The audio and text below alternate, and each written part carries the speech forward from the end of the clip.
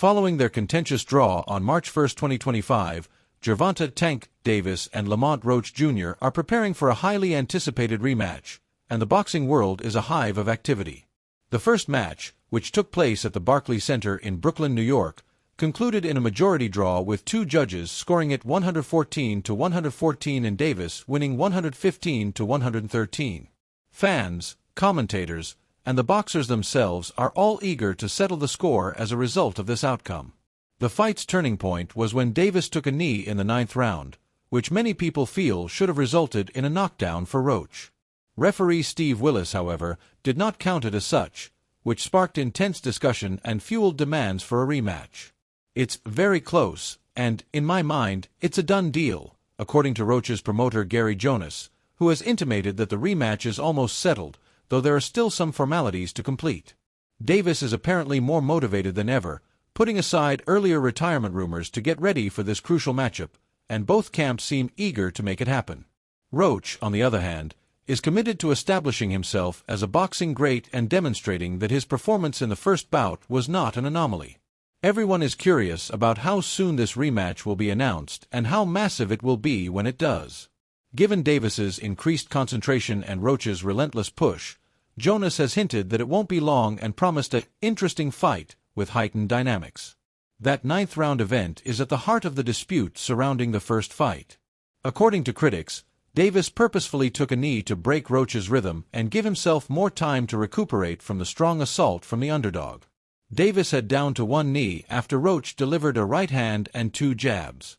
A clean jab that landed on Davis's left eye, the same eye his corner cared for in between rounds, led many spectators and commentators, including boxing enthusiast Leonardus Maximus IV, to conclude it was a clear knockdown. Roach, who thought it should have been a 10-8 round in his favor, was shocked when the referee didn't count it. He remembers asking Willis, "Why you stopped counting?" The fight's conclusion might have changed if it had been declared a knockdown, possibly awarding Roach the victory by a score of 115-114. But Davis had an alternative explanation. He blamed the event in the post-fight interview on a hair treatment he had received 2 days earlier, saying the grease combined with his perspiration and caused his eyes to burn. He was annoyed by the jeers from the audience and maintained that his actions were not a ruse but rather a sincere reaction to discomfort. ESPN analysts Max Kellerman and Stephen A. Smith questioned this justification, with Kellerman expressing worries about Davis's attention and preparation and Smith pointing out that distractions may be expensive in boxing. Later, coach Barry Hunter acknowledged that Davis occasionally dropped his jab throughout the fight, a tactical error that kept Roach competitive and brought the fight closer than it might have been. Roach gave a really outstanding performance in the opening fight. He entered the arena as a huge underdog. Davis was a -1,600 favorite, but he surprised everyone by making good combinations, occasionally controlling the tempo and really hurting Davis. When Roach overperformed, ProbBox TV analysts were astonished. One pundit said, "Anybody else takes that knee, you're getting counted, bro." Many people agree that Roach was denied a victory. The New York State Athletic Commission, NYSAC, acknowledged that the knee constituted a knockdown but declined to reverse the draw, stating that it was unclear how the fight would have played out in the aftermath. Roach and his crew were disappointed by this choice, but they were even more motivated to win a rematch. The fighter's father, Lamont Roach Sr., is adamant that his son should have won, stating that the bout was a high IQ boxing match rather than a fight. He explained that rather than depending only on strength, the two competitors made minor technical improvements after studying one another early on.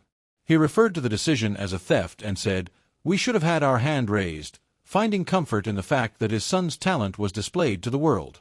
This conviction was echoed by Roach Jr., who posted on social media that he feels he should be in the pound-for-pound rankings after competing head-to-head with a formidable opponent like Davis. He has even put up sizable wagers on the rematch, indicating his conviction that he will win hands down. For Davis, the rematch represents an opportunity to remove the draw's stain from his otherwise impressive record. Known for his ability to knock opponents out, he is apparently coming into this fight with newfound vigor, maybe inspired by the backlash and controversy surrounding the first fight. In a recent analysis of Davis's behavior, boxing analyst Timothy Bradley hinted that Roach would face difficulties due to his unwavering confidence, which is unaffected by public opinion. Bradley wrote in a tweet, He knows who he is, there's a superpower to that, adding that Davis might take that out on Lamont Roach. According to reports, Davis is already in top fighting form and prepared to enter the ring at any time. The repercussions from the initial fight has further raised the stakes. Perceived biases in the refereeing have been brought up by commentators. For example, Roach was warned for his reaction, but Davis escaped a warning for a shoulder shove in the clinch. One commentator said, "This is the politics we're dealing with," cautioning that such decisions would eventually compromise boxing's legitimacy.